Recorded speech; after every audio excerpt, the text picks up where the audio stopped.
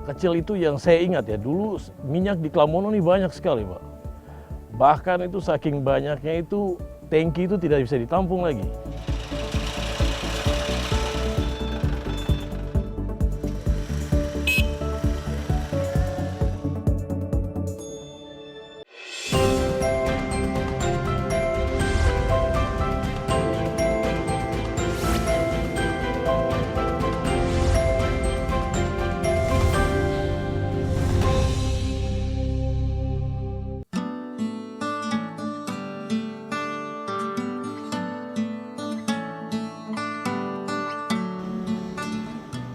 Filemon tampak serius mengamati sumur minyak Alpha 2X. Sebagai driller atau operator bor dalam pekerjaan servis sumur minyak di lapangan Salawati, Filemon bekerja dengan teliti dan hati-hati agar sumur yang sedang diperbaiki cepat selesai. Filemon, sebagai putra kelahiran Papua, merasa ikut bertanggung jawab agar produksi crude atau minyak mentah di salah satu sumur di Pulau Salawati tersebut cepat kembali normal. Filemon sadar, di tengah gejolak kenaikan harga minyak mentah dunia, masyarakat Papua sangat membutuhkan ketersediaan bahan bakar minyak dengan harga terjangkau untuk menggerakkan sendi kehidupan. Jadi kita pekerjaan sumur, servis sumur, jadi itu sumur-sumur yang sudah lama, yang sudah ini kita servis kembali. Jadi mungkin untuk ini keselamatan yang perlu perhatikan, terus yang kedua yang sangat fatal, jangan sampai terjadi blowout itu saja. Perbaikan sumur telah memakan waktu 9 hari. Saat ini, perbaikan sumur Alpha 2X tersebut telah mencapai kemajuan sebesar 90% dari target. Tes operasi unit pompa elektrik yang baru dipasang Filemon bersama rekan-rekannya menjadi hal yang paling dinanti dalam rangka menjaga produksi. Devri, sebagai supervisor pekerjaan servis sumur tersebut mengatakan, pekerjaan penggantian pompa harus cermat, cepat, tepat, dan teliti. Mengingat, selama proses penggantian pompa, dipastikan sumur Alpha 2X tersebut tidak bisa berproduksi. Pompa baru tersebut dipasang untuk menggantikan pompa lama bertenaga gas yang sudah selesai masa penggunaannya. Sama-sama manfaat produksi, cuma pada intinya program ini kami melihat dalam segi penyewaan dari kompresor sendiri yang dulunya penggerak untuk pengangkatan pakai gas lift. Saat ini kita sudah menggunakan listrik pump. Intinya di sini kita mengurangi biaya kos untuk kompresornya, karena biaya kos kompresornya cukup mahal. Saat ini terdapat 6 sumur produksi di Salawati yang dioperasikan PT Pertamina EP Papua Field. Sumur-sumur tersebut dihubungkan oleh pipa ke fasilitas separator yang berlokasi sekitar 1 hingga 5 km di wilayah yang sama. Separator berfungsi memisahkan minyak mentah dari air, kotoran, dan sedimen yang terbawa dari perut bumi.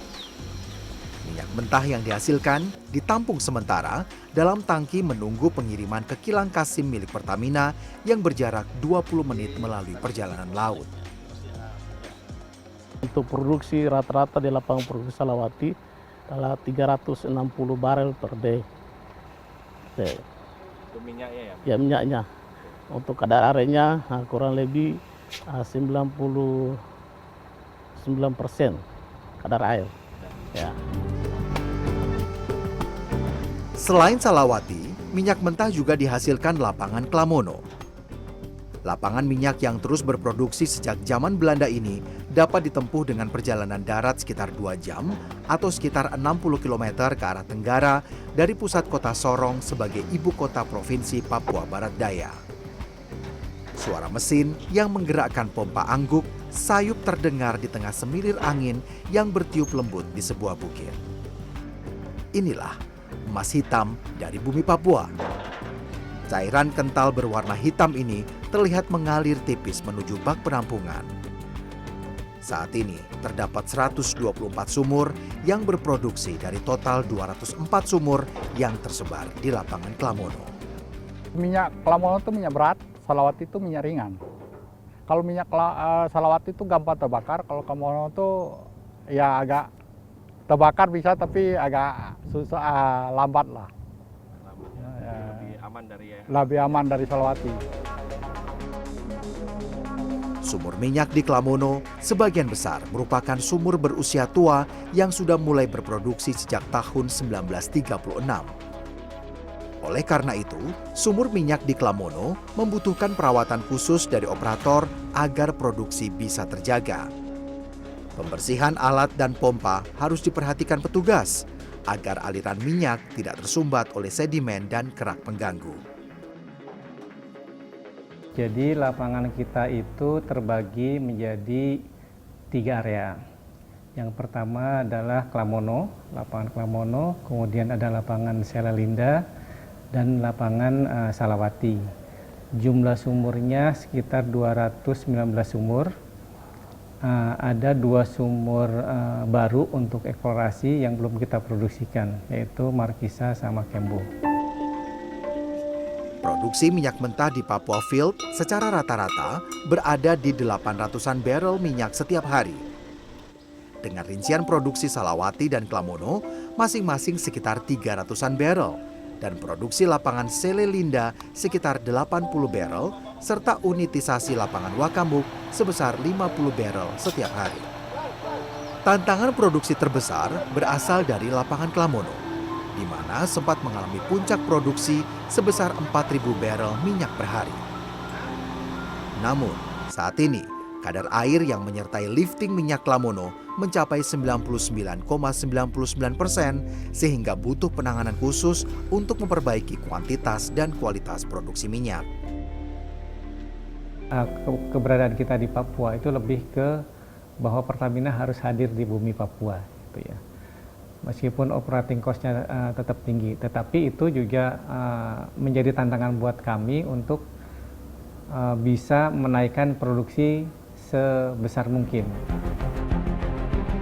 Setiap 10 hari, rata-rata 3.000 barrel minyak mentah produksi Papua Field dikirim dan diolah menjadi bahan bakar minyak di kilang Kasim yang juga dioperasikan oleh Pertamina.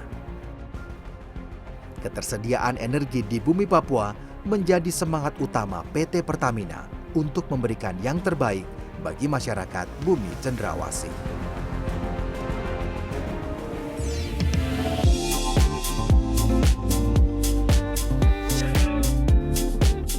Nah, meskipun kita berada di ujung timur Indonesia, di Papua, berada di remote area, kita tetap bisa memonitoring ketahanan energi di seluruh Indonesia.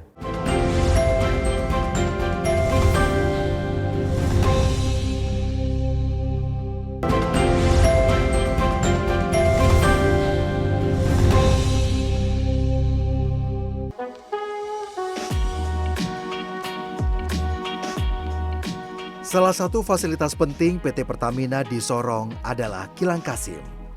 Terletak di Jalan Raya Kilang nomor 1 Kecamatan Seget, Kabupaten Sorong, Papua Barat Daya, fasilitas seluas 80 hektar ini berperan dalam mengolah minyak mentah produksi lapangan minyak di Kepala Burung Papua atau sering disebut Walio Mixed Crude.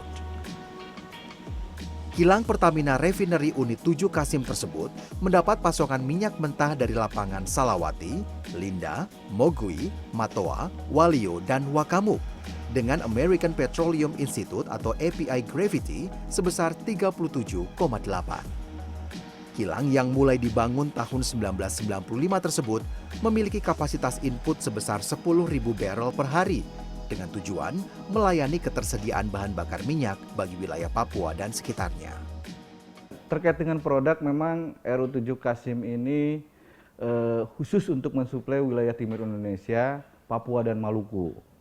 Kita memproduksi BBM berasal dari crude Papua, kemudian didistribusikan untuk Papua dan Maluku. Ya, produknya di sini antara lain Pertalite, kemudian B35, solar B35, kemudian juga ada produk LSWR atau LSFO seperti itu. 774 orang tercatat bekerja di Kilang Kasim. 541 karyawan di fasilitas produksi bahan bakar minyak tersebut berasal dari putra-putri terbaik daerah Papua. Simon Katumlas misalnya, pemuda kelahiran Kampung Malabang, Kecamatan Seget, Kabupaten Sorong saat ini bekerja sebagai junior operator 2 pada sistem pengolahan minyak kilang Kasim. Simon bercerita, akhir tahun 2017 silam, dirinya ikut seleksi masuk untuk menjadi pegawai kilang berbekal ijazah kelulusan dari SMA Negeri 6 Sorong. Simon bersyukur dirinya bisa bergabung dengan PT Kilang Pertamina Internasional yang berada tidak jauh dari daerah tempat tinggalnya. Untuk teknik, awal saya pendidikan jurusan BKJT atau Bimbingan Keahlian Juru Teknik. Saya dibimbing bersama-sama dengan beberapa siswa atau karyawan baru. Itu pun kami dapat banyak pengalaman, termasuk saya sangat bersyukur ilmu yang saya tidak pernah pelajari, saya bisa dapat di saat saya bergabung dengan Pertamina RU7. Meskipun berada jauh di pedalaman, saat ini Kilang Kasim terhubung secara online dengan seluruh kilang Pertamina di Indonesia. Data stok minyak mentah yang akan diolah, ketersediaan stok BBM, dan kondisi kilang dapat terlihat dan dipantau secara nasional melalui Strategic Command Center RU7. Strategic Command Center RU7 ini dibangun untuk mendukung visi PT Kilang Pertamina Internasional dan juga Pertamina Persero untuk program digitalisasi di seluruh Indonesia. Nah, di SCC ini kita bisa melihat monitoring keseluruhan dari mulai proses produksi, kemudian stok produk, kemudian stok crude juga, sehingga kita juga sudah terhubung dengan seluruh refinery unit seluruh Indonesia secara online. Nah, meskipun kita berada di ujung timur Indonesia, di Papua, berada di remote area, kita tetap bisa memonitoring ketahanan energi di seluruh Indonesia.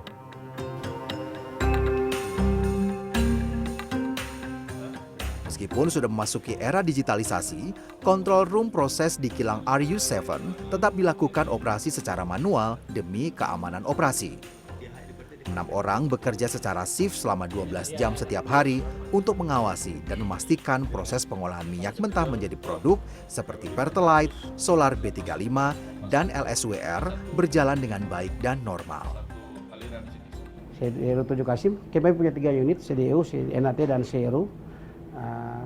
Di mana semua ini memberikan produk seperti Pertalite, LSWR, produk bottomnya, dan juga terlepas dari pengaturan kondisi operasi, kilang kami ini dioperasikan oleh 2 shift.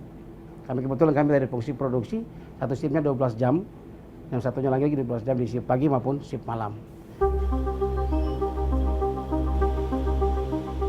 Selain minyak mentah atau crude, pengawasan ketat terhadap produk hasil produksi juga dilakukan setiap hari di Kilang Kasim.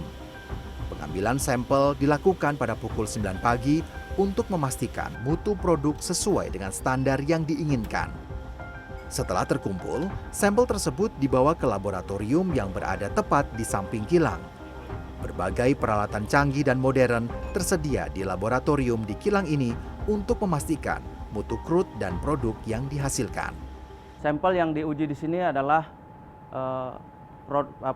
produk dari stream unit proses, kemudian finish blending yang mau dikapalkan, kemudian finish blending yang finish loading yang dikapalkan sesuai distribusi ke Maluku dan Papua. Nah, produk yang diuji di sini adalah ada Pertalite, ada kerosin, ada LSWR, dan di sini crude sebagai bahan baku yang diolah di RU7.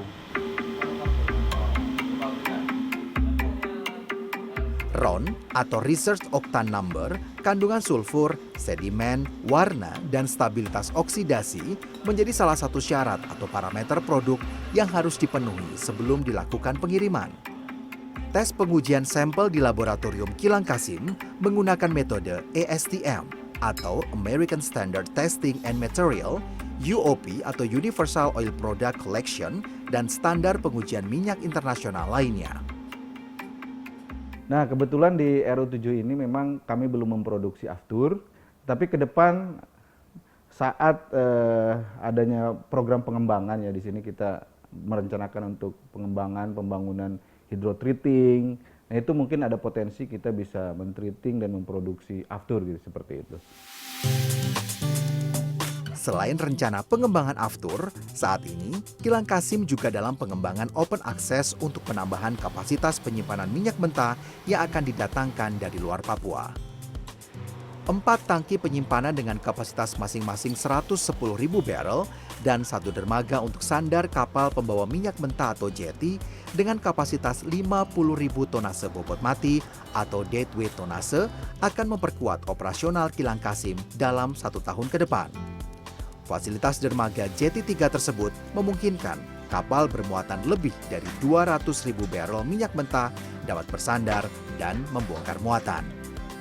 Saat ini, kapasitas terpasang input crude dari Kilang Kasim adalah sebesar 10.000 barrel per hari dan karena keterbatasan jumlah minyak mentah produksi lapangan di Kepala Burung Papua, kilang rata-rata beroperasi di kisaran 6.000 barrel per hari atau sekitar 60% dari kapasitas terpasang. Nah, saat ini memang open access ini lagi berprogres ya, Pak. Lagi berprogres. Kalau persentasenya di sekitar 62%. Mudah-mudahan kita lagi upayakan untuk terus percepatan ya, sehingga kita RU7 ini bisa mendatangkan kru dari luar yang lebih fleksibel dan juga tentunya dari sisi kuantiti juga bisa membuat RU7 ini maksimum capacity gitu, seperti itu. Open Access atau proyek penambahan kapasitas penerimaan minyak mentah di Kilang Kasim telah dimulai sejak 21 Januari 2021 dan ditargetkan selesai di bulan September tahun 2024. Proyek ini diharapkan dapat meningkatkan kapasitas pengolahan menjadi 15.000 barrel per hari. Hingga saat ini, Refinery Unit 7 Kasim berperan memasok 15% dari permintaan produk BBM di area Papua dan Maluku. Dengan biaya pokok produksi sebesar Rp900 per liter dinilai cukup kompetitif. Kilang Kasim diharapkan mampu berkontribusi positif bagi perseroan pada khususnya dan masyarakat Papua pada umumnya. Untuk mendukung penyaluran bahan bakar minyak di Papua dan sekitarnya, Pertamina juga memiliki terminal bahan bakar atau fuel terminal. Fasilitas yang terletak di Jalan Ayani Kota Sorong ini memiliki 8 pompa produk untuk melayani penyaluran produk BBM sesuai kebutuhan masyarakat.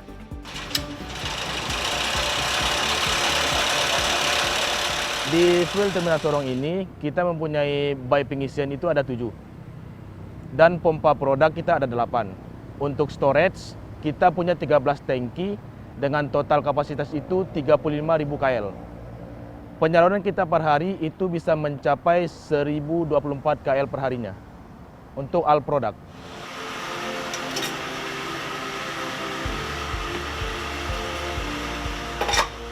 Dengan semakin tingginya aktivitas perekonomian masyarakat Sorong dan Papua, maka konsumsi BBM diprediksi akan terus mengalami peningkatan.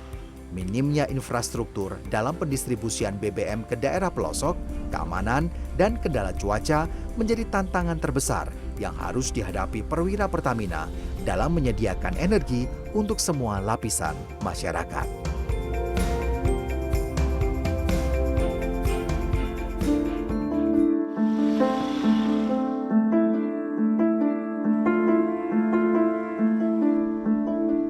Cerita kecil itu yang saya ingat ya, dulu minyak di Klamono ini banyak sekali Pak.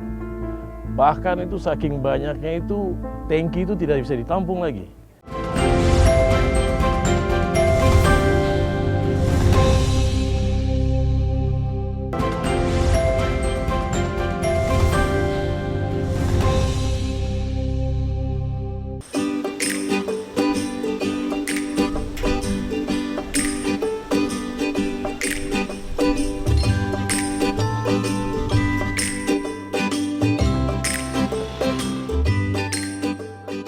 Tinggal di sebuah rumah sederhana di Jalan Permenas, Kampung Posa, Distrik Klamono Sorong, Dolfinus Sembor dan sang istri Carolince Aupe tampak mesra duduk berdua sambil memandang suasana sore.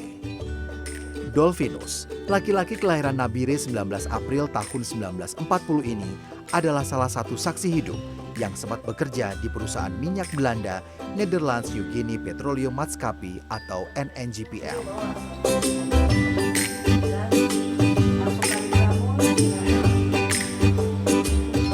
Berdasarkan akta pensiun, Sembor masuk menjadi pegawai Pertamina umur 25 tahun saat peralihan aset atau nasionalisasi NNGPM menjadi PN Permina pada 1965.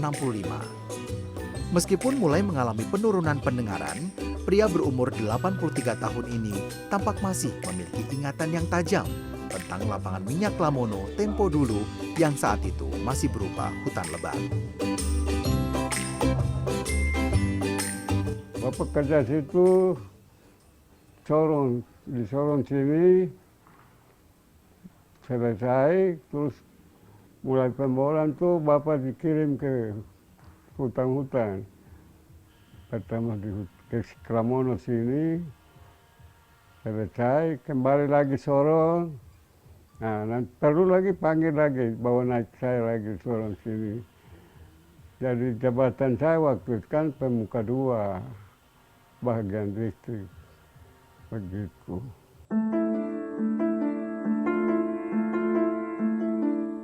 Bekerja sebagai pengawas power plant atau pembangkit listrik untuk menggerakkan pompa angguk, Sembor mengaku setiap 6 bulan sekali kembali ke kota Sorong dari lapangan Klamono dengan menggunakan helikopter. Selain mencari peralatan dan suku cadang kelistrikan yang tidak tersedia di Klamono, terbang dengan menggunakan helikopter menjadi cara paling cepat dibanding menempuh perjalanan darat. Sembor menambahkan, zaman NNGPM, pompa angguk dijalankan dengan mesin motor, tetapi sejak peralihan menjadi Permina, pompa angguk digerakkan dengan dinamo listrik. Penggunaan listrik dalam pompa angguk tentu menjadi tugas tambahan bagi Sembor selain menjaga operasional pembangkit bersama 10 karyawan lain yang menjadi bawahannya.